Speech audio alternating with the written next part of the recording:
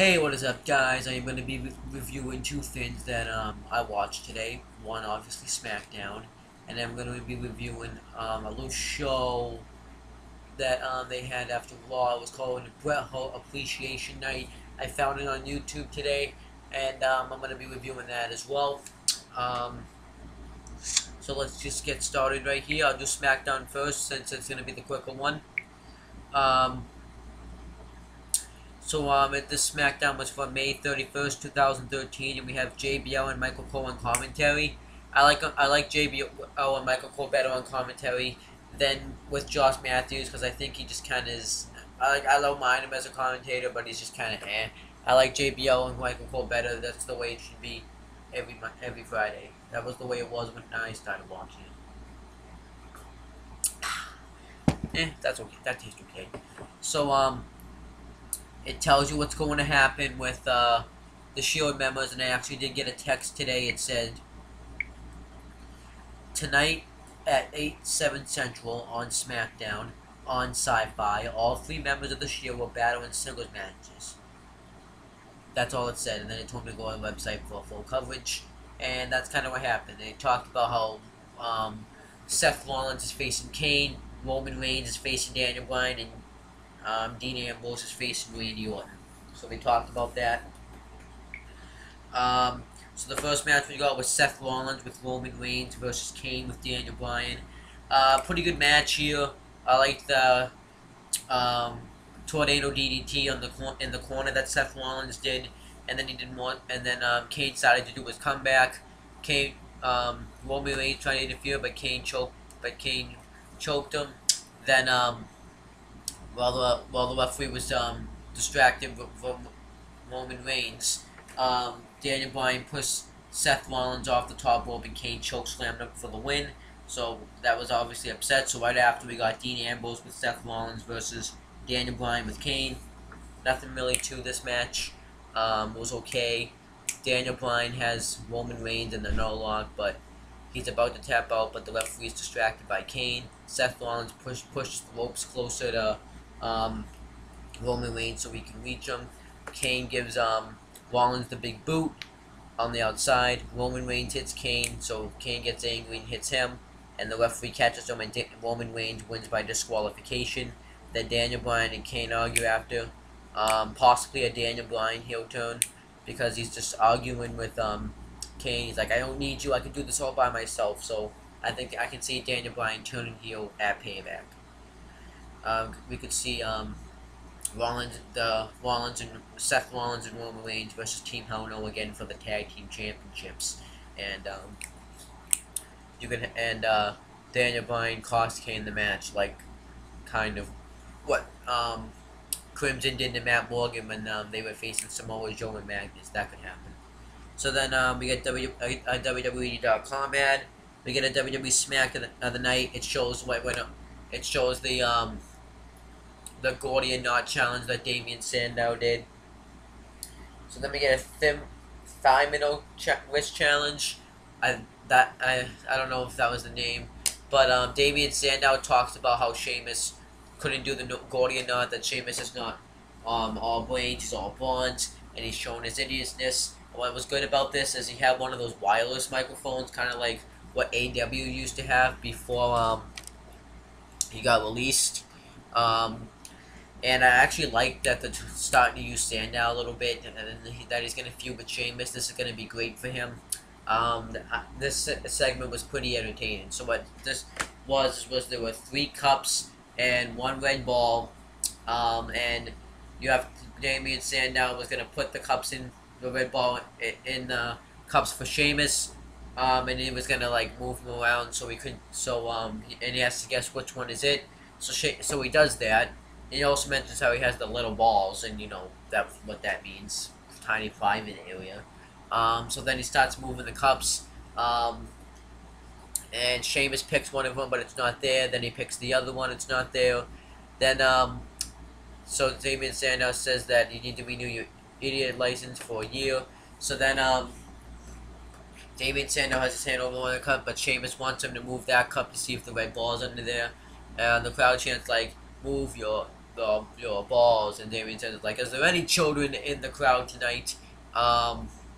So then Sheamus takes the cup and he lifts it up, and there's no ball in there, and Sheamus then says that he's gonna set Damien Sandow up for the bull kick, and he pull kicks Sandow and says, "You're welcome." So this was a pretty entertaining segment. I liked it.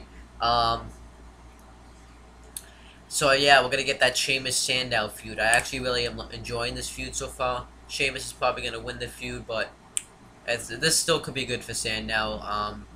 For this feud for a little bit, I think they're gonna do stuff like this, and I kind of am enjoying this kind of stuff, and it's making me want to watch SmackDown. Then we get Curtis Axel and Paul Heyman backstage.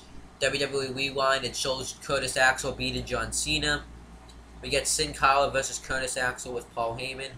Paul Heyman talks about how his clients have been very successful, and he tells them himself.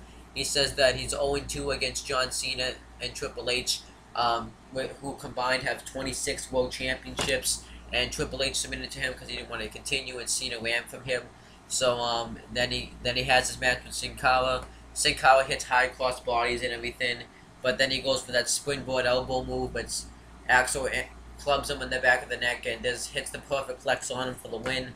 That was fine, but I really want them to do something with Sin Cara, because it feels like Sin Cara they could do a lot with Sin Cara if they chose to use him right. Because they did a lot with him when he first came, with that Sin Cara versus Sin Cara, and then he came back this first time, and then he was kind of not really doing much, and then he came back the second time, and now he's not doing anything. So it's like Sin Cara is one of those talented wrestlers that they're not really using right now, and I think that's kind of a shame. They need to win that light heavyweight championship or cruiserweight championship, because right now Sin Cara could be like holding that championship like a god. Hopefully, though, if Rey Mysterio chooses to come back, we can see Mysterio versus Sin Cara before Rey Mysterio retires. I really want to see that. And I can see them giving the win to Sin Cara, and maybe Sin Cara hopefully can move on to bigger and better things. But I want to see them juice Sin Cara a little bit more. Then we get Alberto Del Rio versus Biggie Langston with AJ Lee. I wasn't really interested because we've seen this match already. Right now, Del Rio can't really do much because Dolph Ziggler's still out. I just really want Ziggler to come back. I think it's just, it's just so much better with Ziggler there, and then we can just see that feud hype up. I can see Del Rio getting another title shot though, because Ziggler was kind of screwed over. It just kind of sucks though that Ziggler has to have this concussion right after how much hard work he did. At least though, they're not taking the title off. I'm so happy that they're not taking the title off.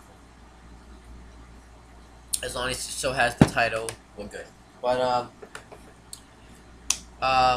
AJ Lee gouges Del Rio's eyes after he had the cross arm breaker in. Then Langston throws him into the post and hits the big edit on Del Rio for the win.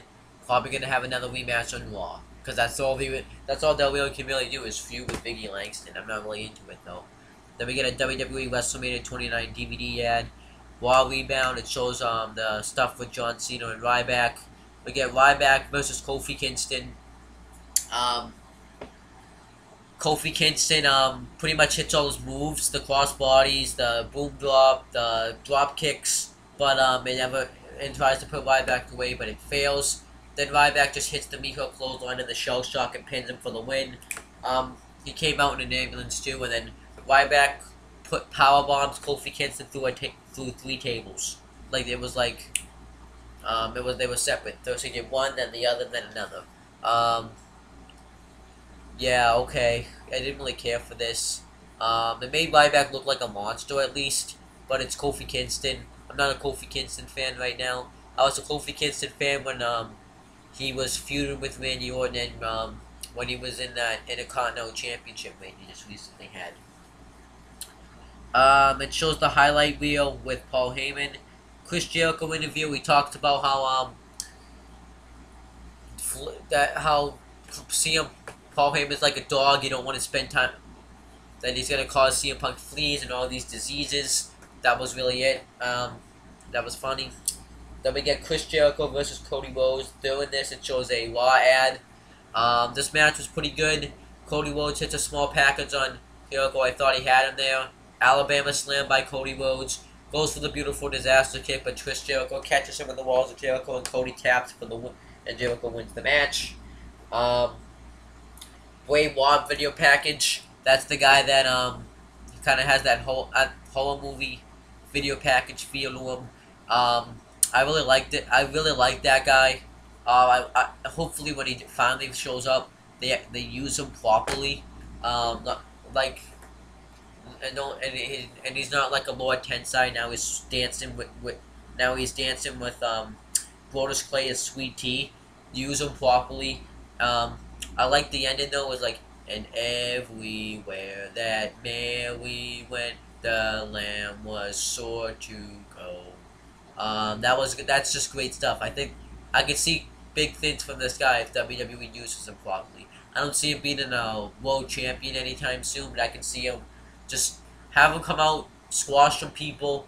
A guy I think that they should put him in the ring with, like they did with Fandango, is The Miz. No, not The Miz. Chris Jericho. I think Chris Jericho could get him over really well, like they did with Fandango. And I think that Chris Jericho could have a better outing in that feud, because I feel like when he was in that Fandango feud,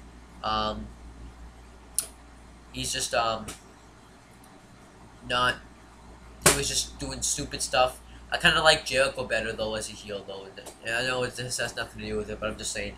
I think Jericho, like I know Jericho's better either or, but it seems like during this PG era, he's better as a heel because he can do more as a heel. Like he could feud with Sheamus right now. I think Jericho could do big things as a heel, but I like him. He's a good face too.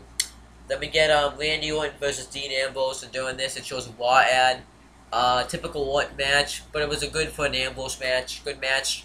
Randy Orton hits a back body drop on the barricade. Ambrose throws Orton into the step shoulder first, and then he starts working over Randy Orton. He goes for the RKO, but Ambrose escapes. Then Rollins and Reigns come out, and the Shield attack Orton. Team Hell No come out and fight off the Shield, and then Daniel Bryan's taking out the Shield himself. He just does all his moves to him, suicide dives him, and I thought that was it was fine because it made Bryan look strong, and I think that they're trying to show that Bryan's not the weak link, and I really like that they're doing that. And I can definitely see Bryan being the heel now because he's just so obsessed about being the weak link, and he's gonna snap, and he's gonna turn on Kane, and at Payback, because I know that Team I know is gonna face Rollins and Reigns again, but he's gonna snap on Kane, and he's gonna cost Kane the match again. I can definitely also see Damien Dean Ambrose versus Randy Orton for the United States Championship. And I think that's going to make the United States Championship look really good. Because having a guy like Randy Orton, former world champion, face Dean Ambrose for the U.S. title would be awesome. And hopefully, they have Ambrose win. Because Ambrose, I think, they can do more with Ambrose with the United States Championship than Randy Orton. So, have Ambrose retain his championship when they face off. If they face off, I mean. But that's it for SmackDown. Now I'm going to get to the Bret Hart Appreciation Night. And it was hosted by Jerry the King Lawler. Now, this was filmed on the app, and it was like 30 minutes long. No, it was exactly 30 minutes and 58 seconds long. And I think I was just going to be too tired to watch it because I have school the next day, so I wasn't going to really be able to get up. So, well, get up for school I'm talking about, not meant like... So they kind of play like a little video package about the Bret Hart stuff, like what he's been, what's going on, because now they're gonna make Bret Hart May 27th official Bret Hart Day, yeah. So the video package though, they show like all his matches, all his championship regains, and they kind of give like a little documentary about him. And I wrote some stuff down. Probably gonna be repeats of stuff I said before, but I just like to say it. So Bret Hart was the 8th of 12 children, at the age of 13, he won the state wrestling championship. didn't know that. I actually think that's pretty interesting. So that probably opened people's eyes that he could be a future WWF superstar at that time. World Wrestling Federation, I mean. Bret Hart said that after he won the championship, him and his father's relationship changed forever. And a short few years passed after he was in Stampede Wrestling, and he won the North American Heavyweight Championship. And after a few years, he made his debut in the World Wrestling Federation with Jim the Anvil Neidhart, known as the Hart Foundation. And Vince McMahon said that the Hart Foundation was one of the greatest tag teams of all time. And then that was really all he said. They talked about how he got inducted into the Hall of Fame in 2006, how he was a former King of the Ring, Intercontinental Champion, and 4-time World Wrestling Federation Champion. So they talked about that. Then Bret Hart comes out, and Jerry the King Lawler presents him with like this diploma kind of thing, where the Canadian president made Bret Hart May 27th, Bret Hart Day. And they kind of go through his stuff, how he was a 5-time United States champion, 4-time World Wrestling Federation champion, 5-time World Tag Team champion, and 2-time King of the Ring. They didn't mention his Intercontinental Championship one, which kind of pissed me off a little bit. And he was the superstar, and he was the only superstar I think they talked about to win the WCW Championship and the World Wrestling Federation Championship. And in 2004, he was voted the top 50 greatest Canadians. And in 2006, he was inducted into the Hall of Fame. And it's going to be Bret Hart Day from now on. So then he talks about the award, how much of an honor it is to win it. Bret Hart thanks his family for all the sacrifices he made because he had to be on the road a lot, so he wanted to thank them. He actually thanked Jerry the Kid Lawler for because of his epic feud rivalries, and he was happy to work with him.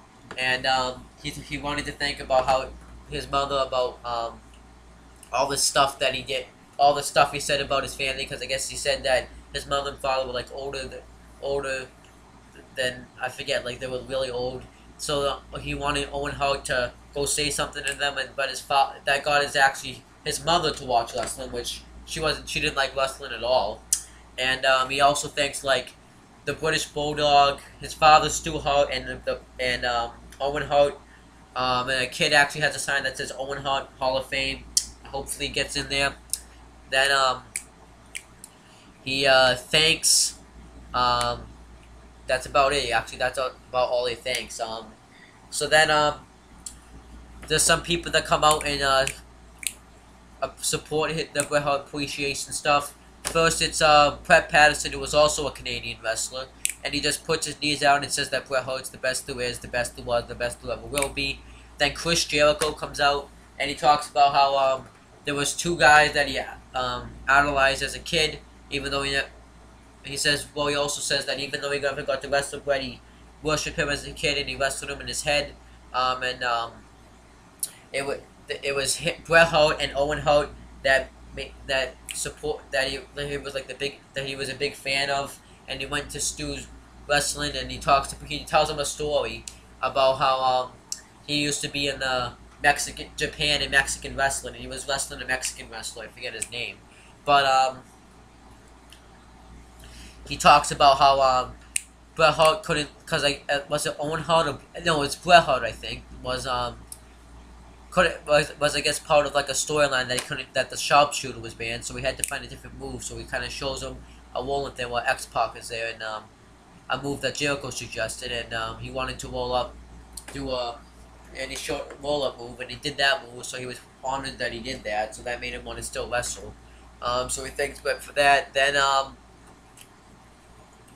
Shawn Michaels comes out, and he was honored to be Bret Hart's rival villain, because he talks about how Batman had Joker as a villain, and Superman had Lex Luger, so he wanted to thank him for being his Lex Luger. Then Vince McMahon comes out and he says that he's happy that Bret Hart gets this award. He deserves this. He's one of the greatest superstars right now, and that he was an underutilized wrestler, and he talks about how he was that he was the excellence of execution because you always got something out of wrestling Bret Hart, and he wanted to thank him for making wrestling like putting like that realism into wrestling because it wasn't there before, and how he earned the right to be the World Wrestling Federation champion.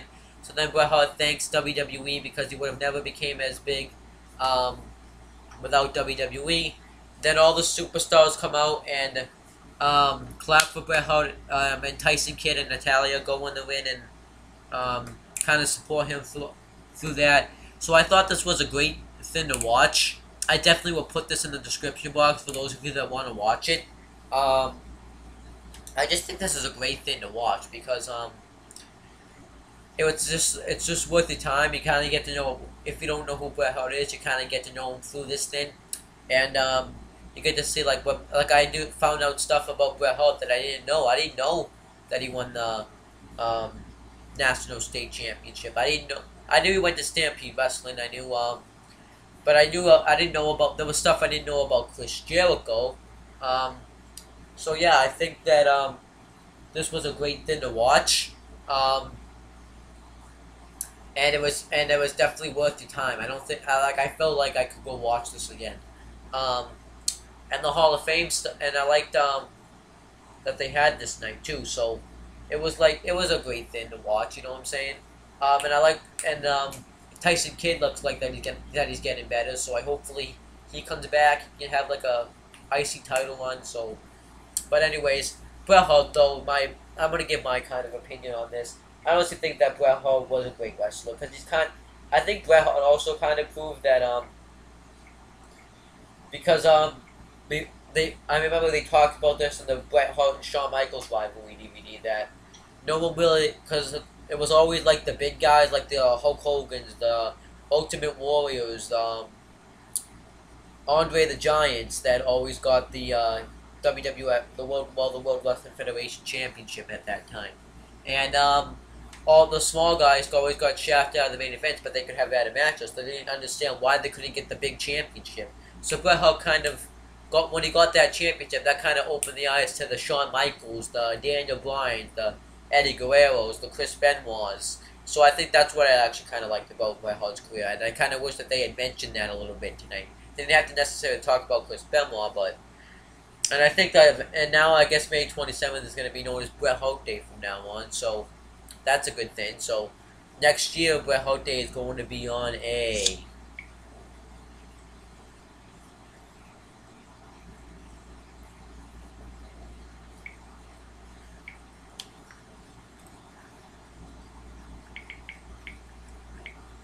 it's going to be on Tuesday. So next year, Bret Hart Day is going to be on Tuesday. Just wanted to let you guys know that. But that's pretty much it for this video. I'm going to be back tomorrow for a little special video. I'm not going to tell you guys what it is. Because I will say though that my 300th video is coming up. So for those of you that participated on the ideas of the 200th, you should know what's going on. That's pretty much it, guys. I'll be back tomorrow. See you later.